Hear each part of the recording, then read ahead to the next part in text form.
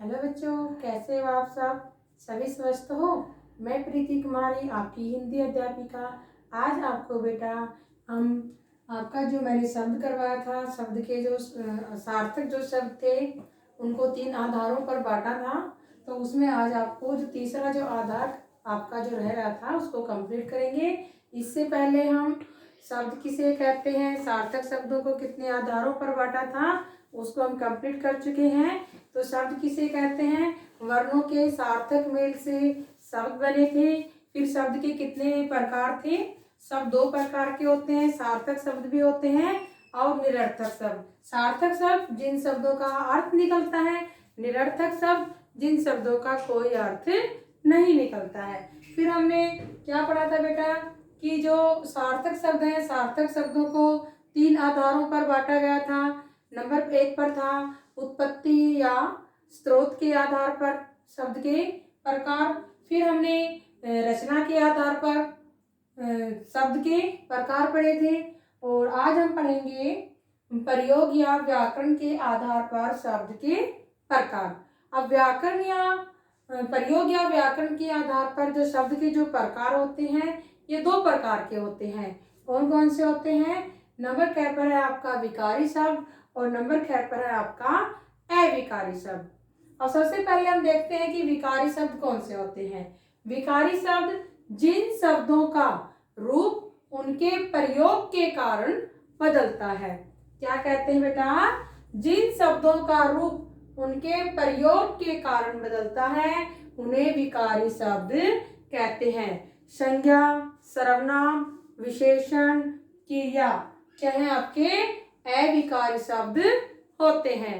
और कौन से होते हैं, संज्ञा, सर्वनाम, विशेषण और क्रिया जो शब्द होते हैं आपके विकारी शब्द होते हैं। और ये विकारी जो शब्द होते हैं ये लिंग, वचन और काल, लिंग, वचन और काल के आधार पर क्या होता है, इनके रूप में परिवर्तन भी होता है, ये बदल जाते हैं।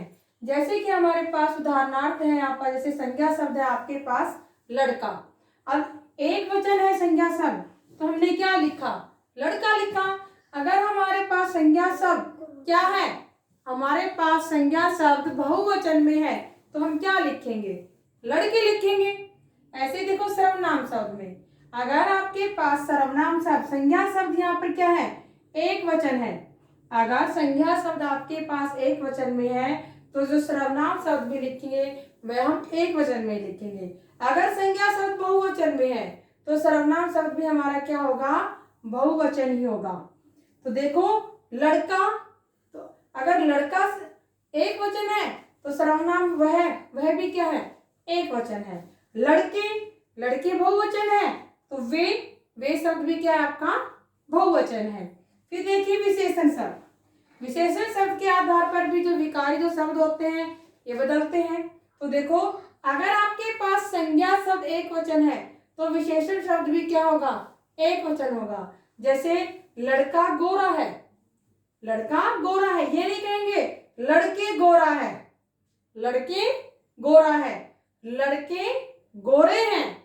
तो जैसा संज्ञा आपके पास संज्ञा शब्द अगर एक वचन में है तो आपका विशेषण शब्द भी क्या होगा, एक वचन में ही होगा। अगर आपके पास संज्ञा शब्द बहुवचन में है तो आपका विशेषण शब्द भी बहुवचन में होगा। उसके बाद देखिए क्रिया शब्द, क्रिया शब्द में भी यही होता है कि अगर आपके पास संज्ञा शब्द एक वचन में है तो हमारा क्रिया शब्द भी एक वचन में होगा। जैसे लड़का स्कूल जाता है, लड़का स्कूल जाता है, लड़के स्कूल जाता है, क्या कोई वाक्य बन रहा है यहाँ पर, नहीं बन रहा।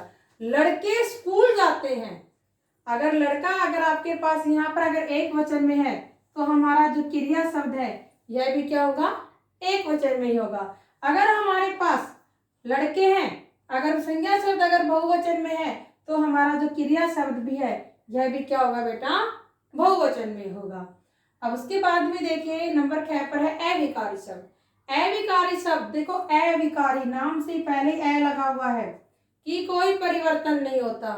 तो देखो जिन शब्दों में कभी भी किसी भी स्थिति में परिवर्तन नहीं होता उन्हें अविकारी शब्द कहते हैं।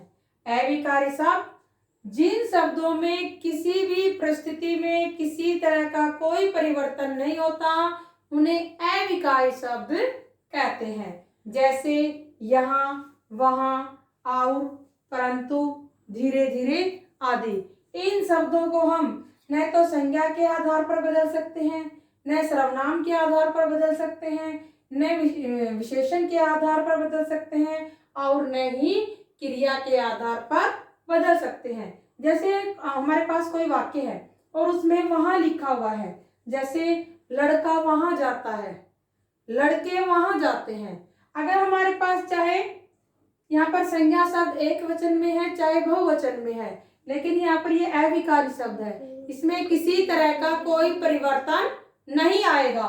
अब देखो जैसे वहां है, लड़का वहां जाता है, लड़के वहां जाते हैं, तो इसमें भी कोई परिवर्तन नहीं आया। और में भी किसी तरह का कोई परिवर्तन नहीं आता है। परंतु है, धीरे धीरे है, ये चाहे कोई वाक्य एक वचन में है, चाहे हमारे पास संज्ञा, चाहे सर्वनाम एक वचन में है, चाहे विशेषण एक वचन में है, चाहे क्रिया एक वचन में है, किसी तरह से कुछ भी हो, इनमें किसी तरह का कोई परिवर्तन नहीं होता है, इसलिए इनको क्या कहा जाता है? अविकारी। किसी तरह का कोई परिवर्तन इनमें नहीं होता है। देखो एक बार फिर दोबारा से देख लेते हैं। प्रयोग या व्याकरण के आधार पर शब्द दो प्रकार के होते हैं, विकारी शब्द और अविकारी शब्द। विकारी शब्द जिन शब्दों का रूप उनके प्रयोग के कारण बदलता रहता है, उन्हें क्या कहते हैं? हम विकारी शब्द कहते हैं। और विकारी शब्द में कौन कौन से शब्द आते हैं? संज्ञा शब्द, सर्वनाम शब्द, विशेषण शब्द और क्रिया शब्द। और ये किस आधार पर बदलते हैं? लिंग, वचन और काल के आधार पर बदलते हैं। उसके बाद में अविकारी शब्द जिन शब्दों में कभी भी किसी भी स्थिति में परिवर्तन नहीं होता है, उन्हें हम अविकारी शब्द कहते हैं।